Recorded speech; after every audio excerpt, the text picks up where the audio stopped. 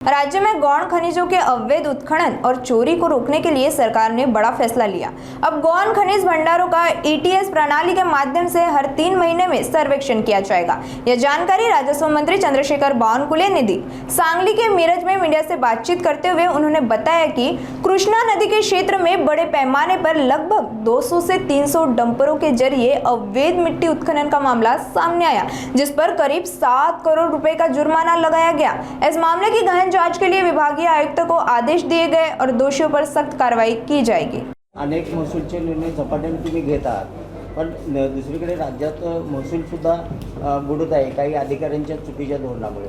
या संदर्भात पंचनाम्याच्या दृष्टिकोनातून आपला काय निर्णय असणार? ज्या ज्या ठिकाणी गौण खनिज आहे, वाळू आहे, आपला माती आहे, गिट्टी आहे, जिथे जिथे गौण खनिज आहे, या गौण खनिजाची उत्खननाची परवानगी दिल्यानंतर प्रत्येक 3 महिन्यांनी या राज्यामध्ये ईटीएस सर्वेक्षण होणार आहे। तशी प्रणाली आम्ही तयार केली आहे। राज्याने जी आता निविदा काढली होती ईटीएस मोजणी करणे आणि संपूर्ण यावर लक्ष देण्याकरता रेलटेल नावाची एक गव्हर्नमेंट ऑफ इंडियाची कंपनी यामध्ये त्यांनी आता ती निविदा घेतलेली आहे आणि पुढच्या काळामध्ये या अवैध गौण खनिजावर संपूर्ण नियंत्रण ठेवणे, कुठेही अवैध गौण खनिज जाणार नाही, वैध होईल याकरता आमची ईटीएस प्रणाली आता पुढच्या 3 महिन्यात आम्ही आणतो आहे। कुठल्याही राज्याच्या राज्याचे सर्व जेवढे साठे आमच्याकडे आहे, वाळूचे, गिट्टीचे, दगडसाठे, दगडखानी, या सर्व साठ्यावर आमची आता राज्याकडून नजर राहणार आहे। राज्य प्रत्येक 3 महिन्याला हे सर्व मॉनिटर करणार आहे। त्यामुळं आपण जो प्रश्न मांडला सांगलीच्या संपूर्ण मीडियाने तुमचा आभार मानतो आणि हे या ठिकाणी आवर्जून सांगेल की राज्यामध्ये ईटीएस प्रणाली लागू होते आहे। प्रत्येक 3 महिन्यांनी गौण खनिजाचं मॅपिंग होणार आहे। राज्यात प्रत्येक 3 महिन्यांनी या ठिकाणी संपूर्ण ड्रोन सर्वे होणार आहेत आणि यातनं अवैध उत्खनन होणार नाही याची काळजी सरकार घेणार आहे। MRSAC गुगल मॅपिंगही आम्ही करणार आहोत।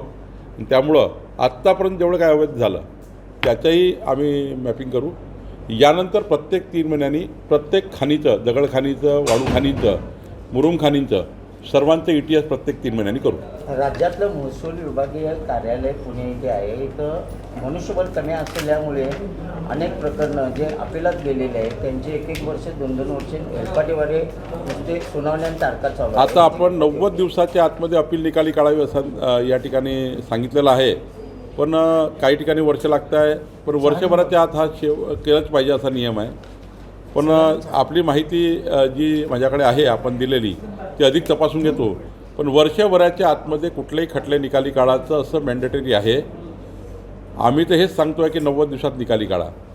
माझ्या कोर्टमध्ये आता जे केस सुरू आहे महसूल मंत्री म्हणून 2 हिअरिंगच्या वर हिअरिंग होत नाही आणि केस निकाल निघतं। राज्यामध्ये नायब तहसीलदार ते विभागीय आयुक्त अपर जिल्हाधिकाऱ्यापर्यंत आम्ही सूचना देऊ की प्रकरणं 90 दिवसात निपटारी काढा आणि जास्तीत जास्त वर्षभराच्या आत निपटारी काढा, हे सूचना आम्ही देणार आहोत। राज्यात महसूल भरती हो, राज्यामध्ये आता आकृतीबंध मंजूर झाला आहे। राज्यामध्ये मुद्रांक अधिकारी, भूमापन अधिकारी आणि महसूल विभागाचा आकृतीबंध मंजूर झाला आहे। लवकरच आम्ही संपूर्ण भरत्या करणार आहोत।